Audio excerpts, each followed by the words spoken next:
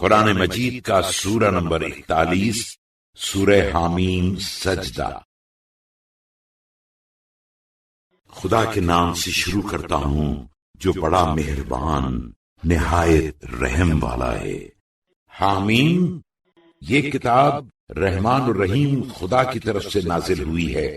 یہ وہ کتاب عربی قرآن ہے جس کی آیتیں سمجھدار لوگوں کے واسطے تفصیل کے ساتھ بیان کر دی گئی ہیں۔ نیکوکاروں کو خوشخبری دینے والی اور بدکاروں کو ڈرانے والی ہے۔ اس پر بھی ان میں سے اکثر نے منہ پھیر لیا اور وہ سنتے ہی نہیں، اور کہنے لگے جس چیز کی طرف تم ہمیں بلاتے ہو اس سے تو ہمارے دل پردوں میں ہیں کہ دل کو نہیں لگتی، اور ہمارے کانوں میں گرانی بہرا پن ہے کہ کچھ سنائی نہیں دیتا، اور ہمارے تمہارے درمیان ایک پردہ حائل ہے، تو تم اپنا کام کرو، ہم اپنا کام کرتے ہیں۔ اے رسول صلی اللہ علیہ وآلہ وسلم، کہہ دو کہ میں بھی بس تمہارا ہی سا آدمی ہوں، مگر فرق یہ ہے کہ مجھ پر وحی آتی ہے کہ تمہارا معبود بس وہی یکتا خدا ہے، تو سیدھے اس کی طرف متوجہ رہو اور اسی سے بخشش کی دعا مانگو۔ اور مشرکوں پر افسوس ہے جو زکوٰۃ نہیں دیتے اور آخرت کے بھی قائل نہیں۔ بے شک جو لوگ ایمان لائے اور اچھے اچھے کام کرتے رہے ان کے لیے وہ ثواب ہے جو کبھی ختم ہونے والا ہی نہیں۔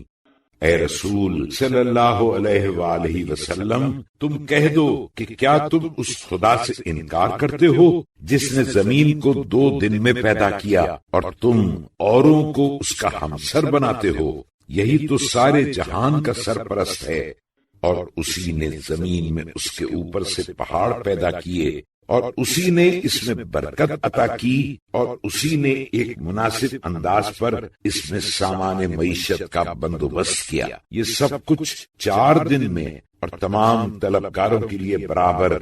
پھر آسمان کی طرف متوجہ ہوا اور وہ اس وقت دھوئیں کا سا تھا، تو اس نے اس سے اور زمین سے فرمایا کہ تم دونوں آؤ، خوشی سے خواہ کراہت سے۔ دونوں نے عرض کی ہم خوش حاضر ہیں اور حکم کے پابند ہیں۔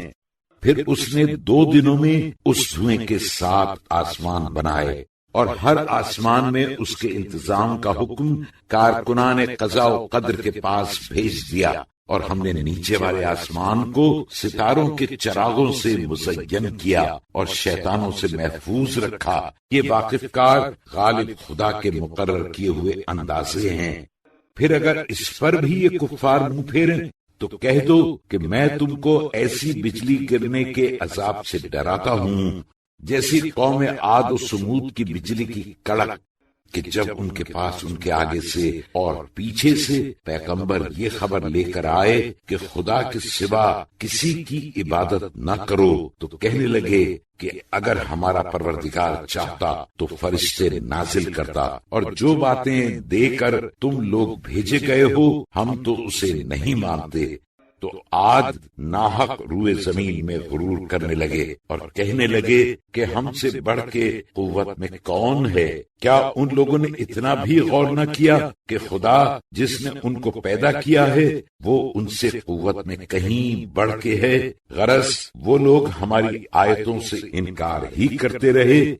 تو ہم نے بھی تو ان کے نحوست کے دنوں میں ان پر بڑی زوروں کی آندھی چلائی تاکہ دنیا کی زندگی میں بھی ان کو رسوائی کے عذاب کا مزہ چکھا دیں، اور آخرت کا عذاب تو اور زیادہ رسوا کرنے والا ہوگا ہی، اور پھر ان کو کہیں سے مدد بھی نہ ملے گی۔ اور رہے سمود، تو ہم نے ان کو سیدھا راستہ دکھا دیا، مگر ان لوگوں نے ہدایت کے مقابلے میں گمراہی کو پسند کیا، تو ان کی کرتوتوں کی بدولت ذلت کے عذاب کی بجلی نے ان کو لے ڈالا۔ اور جو لوگ ایمان لائے اور پرہیزگاری کرتے تھے ان کو ہم نے اس مصیبت سے بچا لیا۔ اور جس دن خدا کے دشمن دوزخ کی طرف ہکائے جائیں گے تو یہ لوگ ترتیب وار کھڑے کیے جائیں گے، یہاں تک کہ جب سب کے سب جہنم کے پاس جائیں گے تو ان کے کان اور ان کی آنکھیں اور ان کے گوشت پوست ان کے خلاف ان کے مقابلے میں ان کی کارستانیوں کی گواہی دیں گے۔ اور یہ لوگ اپنے اعضاء سے کہیں گے کہ تم نے ہمارے خلاف گواہی کیوں دی؟ تو وہ جواب دیں گے کہ جس خدا نے ہر چیز کو گویا کیا اسی نے ہم کو بھی اپنی قدرت سے گویا کیا، اور اسی نے تم کو پہلی بار پیدا کیا تھا، اور آخر اسی کی طرف تم لوگ لوٹائے جاؤ گے۔ اور تمہاری تو یہ حالت تھی کہ تم لوگ اس خیال سے اپنے گناہوں کی پردہ بھی تو نہیں کرتے تھے کہ تمہارے کان اور تمہاری آنکھیں اور تمہارے اعضاء تمہارے برخلاف گواہی دیں گے، بلکہ تم تو اس خیال میں بھولے ہوئے تھے کہ خدا کو تمہارے بہت سے کاموں کی خبر ہی نہیں، اور تمہاری اس بد خیالی نے جو تم اپنے پروردگار کے بارے میں رکھتے تھے تمہیں تباہ کر چھوڑا، آخر تم گھاٹے میں رہے۔ پھر اگر یہ لوگ صبر بھی کریں تو بھی ان کا ٹھکانہ دوزخ ہی ہے، اور اگر توبہ کریں تو ان کی توبہ قبول نہیں کی جائے گی۔ اور ہم نے گویا خود شیطانوں کو ان کا ہم نشین مقرر کر دیا تھا، تو انہوں نے ان کے اگلے پچھلے تمام امور ان کی نظروں میں بھلے کر دکھائے، تو جنات اور انسانوں کی امتیں جو ان سے پہلے گزر چکی تھیں انہی کے شمول میں عذاب کا وعدہ ان کے حق میں بھی پورا ہو کر رہا۔ بے شک یہ لوگ اپنے گھاٹے کے در پے تھے، اور کفار کہنے لگے کہ اس قرآن کو سنو ہی نہیں، اور جب پڑھیں تو اس کے بیچ میں غل مچا دیا کرو تاکہ اس ترکیب سے تم غالب آ جاؤ۔ تو ہم بھی کافروں کو سخت عذاب کے مزے چکھائیں گے، اور ان کی کارستانیوں کی بہت بڑی سزا یہ دوزخ ہی ہے۔ یہ دوزخ ہی خدا کے دشمنوں کا بدلہ ہے کہ وہ جو ہماری آیتوں سے انکار کرتے تھے اس کی سزا میں ان کے لیے اس میں ہمیشہ رہنے کا گھر ہے۔ اور قیامت کے دن کفار کہیں گے کہ اے ہمارے پروردگار، جنوں اور انسانوں میں سے جن لوگوں نے ہم کو گمراہ کیا تھا ایک نظر ان کو ہمیں دکھا دے کہ ہم ان کو اپنے پاؤں تلے رون ڈالیں تاکہ وہ خوب ذلیل ہوں۔ اور جن لوگوں نے سچے دل سے کہا کہ ہمارا پروردگار تو بس خدا ہے، پھر وہ اسی پر قائم بھی رہے، ان پر موت کے وقت رحمت کے فرشتے نازل ہوں گے اور کہیں گے کہ کچھ خوف نہ کرو اور نہ غم کھاؤ، اور جس بہشت کا تم سے وعدہ کیا گیا تھا اس کی خوشیاں مناؤ۔ ہم دنیا کی زندگی میں بھی تمہارے دوست تھے اور آخرت میں بھی رفیق ہیں، اور جس چیز کو تمہارا جی چاہے بہشت میں تمہارے واسطے موجود ہے، اور جو چیز طلب کرو گے وہاں تمہارے لیے حاضر ہوگی۔ یہ بخشنے والے مہربان خدا کی طرف سے تمہاری مہمانی ہے،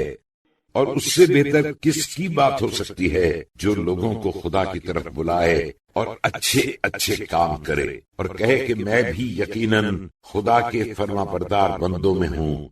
اور بھلائی برائی کبھی برابر نہیں ہو سکتی، تو سخت کلامی کا ایسے طریقے سے جواب دو جو نہایت اچھا ہو۔ ایسا کرو گے تو تم دیکھو گے کہ جس میں اور تم میں دشمنی تھی گویا وہ تمہارا دل سوز دوست ہے۔ یہ بات بس انہی لوگوں کو حاصل ہوتی ہے جو صبر کرنے والے ہیں، اور انہی لوگوں کو حاصل ہوتی ہے جو بڑے نصیب ور ہیں۔ اور اگر تمہیں شیطان کی طرف سے وسوسہ پیدا ہو تو خدا کی پناہ مانگ لیا کرو، بے شک وہ سب کی سنتا جانتا ہے۔ اور اس کی قدرت کی نشانیوں میں سے رات اور دن اور سورج اور چاند ہیں، تو تم لوگ نہ سورج کو سجدہ کرنا اور نہ چاند کو، اور اگر تم کو خدا ہی کی عبادت کرنی منظور ہے تو بس اسی کو سجدہ کرو جس نے ان چیزوں کو پیدا کیا ہے۔ بس اگر یہ لوگ سرکشی کریں تو خدا کو بھی ان کی پرواہ نہیں۔ جو لوگ فرشتے تمہارے پروردگار کی بارگاہ میں ہیں وہ رات دن اس کی تسبیح کرتے رہتے ہیں، اور وہ لوگ اکتاتے بھی نہیں۔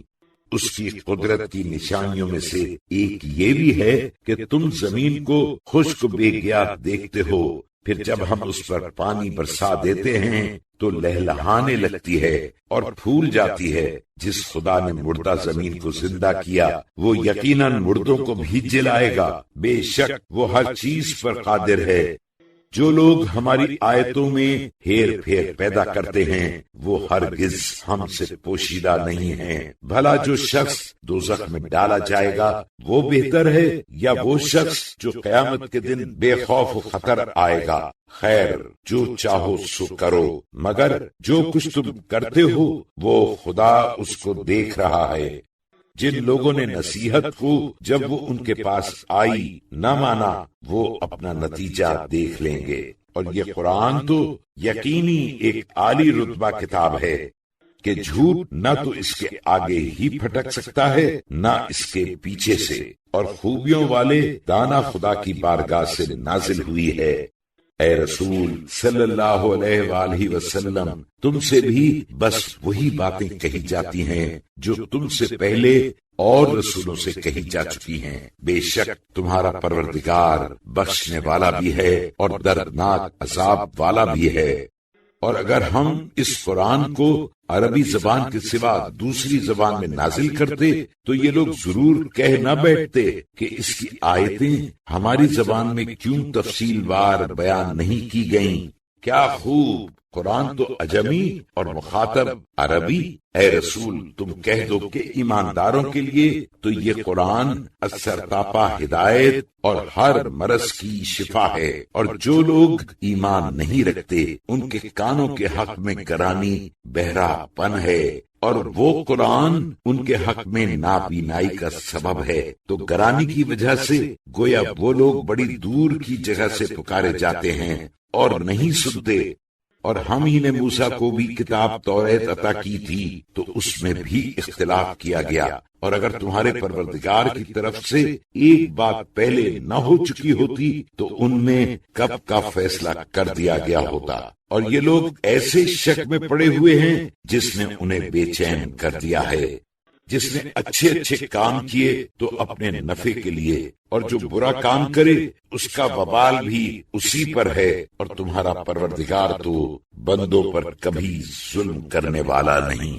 قیامت کے علم کا حوالہ اسی کی طرف ہے، یعنی وہی جانتا ہے، اور بغیر اس کے علم و ارادے کے نہ تو پھل اپنے بوروں سے نکلتے ہیں اور نہ کسی عورت کو حمل رہتا ہے اور نہ وہ بچہ جنتی ہے۔ اور جس دن خدا ان مشرکین کو پکارے گا اور پوچھے گا کہ میرے شریک کہاں ہیں، وہ کہیں گے ہم تو تجھ سے عرض کر چکے ہیں کہ ہم میں سے کوئی ان سے واقف ہی نہیں، اور اس سے پہلے جن معبودوں کی یہ لوگ پرستش کرتے تھے وہ غائب غلہ ہو گئے، اور یہ لوگ سمجھ جائیں گے کہ ان کے لیے اب مخلصین نہیں۔ انسان بھلائی کی دعائیں مانگنے سے تو کبھی اکتاتا نہیں، اور اگر اس کو کوئی تکلیف پہنچ جائے تو فوراً نا امید اور بے آس ہو جاتا ہے، اور اگر اس کو کوئی تکلیف پہنچ جانے کے بعد ہم اس کو اپنی رحمت کا مزہ چکھائیں تو یقینی کہنے لگتا ہے کہ یہ تو میرے ہی لیے ہے، اور میں نہیں خیال کرتا کہ کبھی قیامت برپا ہوگی، اور اگر قیامت ہو بھی اور میں اپنے پروردگار کی طرف لوٹایا بھی جاؤں تو بھی میرے لیے یقیناً اس کے یہاں بھلائی ہی تو ہے۔ جو اعمال کرتے رہے ہم ان کو قیامت میں ضرور بتا دیں گے اور ان کو سخت عذاب کا مزہ چکھائیں گے، وہ الگ۔ اور جب ہم انسان پر احسان کرتے ہیں تو ہماری طرف سے منہ پھیر لیتا ہے اور پہلو بدل کر چل دیتا ہے، اور جب اسے تکلیف پہنچتی ہے تو لمبی چوڑی دعائیں کرنے لگتا ہے۔ اے رسول صلی اللہ علیہ وآلہ وسلم، تم کہو کہ بھلا دیکھو تو صحیح کہ اگر یہ قرآن خدا کی بارگاہ سے آیا ہو اور پھر تم اس سے انکار کرو تو جو ایسے پرلے درجے کی مخالفت میں پڑا ہو اس سے بڑھ کر اور کون گمراہ ہو سکتا ہے۔ ہم عنقریب ہی اپنی قدرت کی نشانیاں اطراف عالم میں اور خود ان میں بھی دکھا دیں گے، یہاں تک کہ ان پر ظاہر ہو جائے گا کہ وہی یقیناً حق ہے۔ کیا تمہارا پروردگار اس کے لیے کافی نہیں کہ وہ ہر چیز پر قابو رکھتا ہے؟ دیکھو یہ لوگ اپنے پروردگار کے روبرو حاضر ہونے سے شک میں پڑے ہیں، سن رکھو وہ یقیناً ہر چیز پر حاوی ہے۔